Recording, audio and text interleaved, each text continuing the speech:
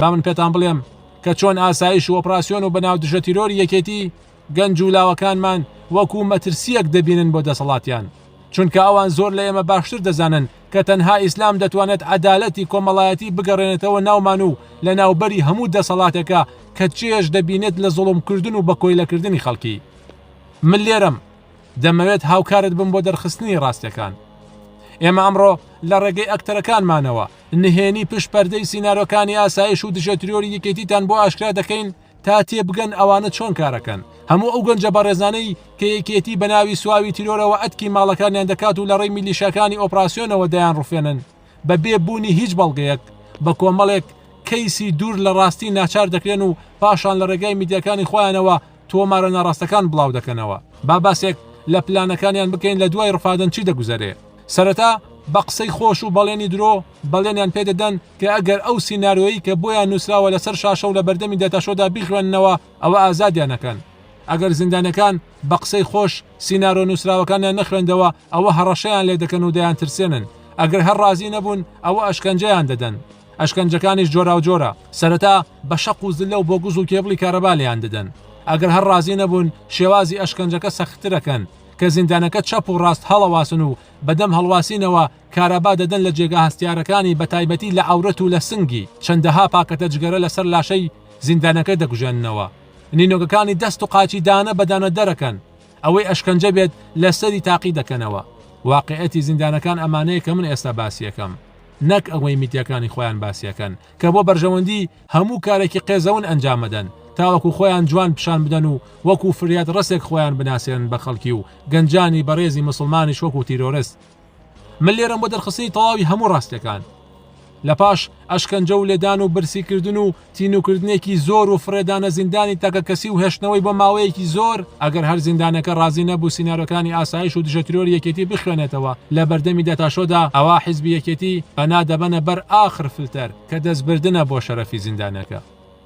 یەکێتی دێن تەلەفۆنەکەن بۆ خوشکی زیندانەکە یاخود ژنی یاخود کچی و لە هەندی حاڵەکاتیشدا دایکی بە بیانووی سەردانیکردنی کوڕەکەیان یا مێردەکەیان یا براکەیان یا باوکەکەیان.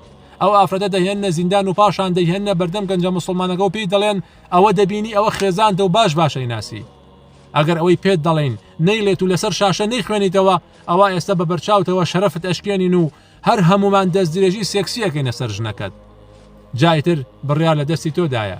ئەگەرەتەوێ ئاوی ئەو هەموو ئاسایشە بەجارێ نەکەینە ناو ڕەحمی ژنەکەتەوە ئەوەی بۆمان نووسیوی دەبێ بیت لەسەر شاشە بیخوێنیتەوە و بڵێ من کردومە و من تیرۆرستم.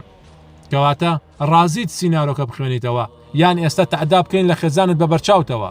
ئایا ئەگەر تۆ لەم بارودۆخەدا بیت چی بڕیارەکە دەیت؟ پێت قبوڵەکرێ بە بەرچاوتەوە دەستدرێژی بکرێتە سەر ژنەکەت، کچەکەت یان دایک و خوشکەکەت، یانیش ئەوە ئەڵێیت کە ئاسایش یەکێتی بۆیان نووسیویت. بێگومان ئەوەی شەرەف و ناموسی خۆی خۆش بوێت ئەوەی پێ قبول ناکرێت و دان بەو قسەیاندا دەنێت کە نەیکردووە و مەجبورە بێتە سەر شاشە و سینارۆکان بخوێنێتەوە لە کاتێکدا بێتاوانە و ئاگای لە هیچیش نییە. ئێستا زانیتان چۆن یەکێتی لەژێر فشاردا و بە زۆر کوڕی فەقیری کوردی مسلمان دەگرن و دەیانکەن بە تیرۆرست. لەوانەیە بپرسیت ئایا سوودی بە زۆر بە تیرۆرست ناساندنی گەنجانی کورد چییە بۆ یەکێتی؟ وەڵامی ئەم پرسیارە دەکرێت بە چەند بەشێکەوە. بەشێکیان سیاسیە و بەشێکیان ڕق و تۆڵەکردنەوەیە. بەشی یەکەم کە سیاسیە پەیوەندی بە هەڵخەڵەتاندنی ئەمریکیەکان و ئێرانەکان و خەڵکیەوە هەیە.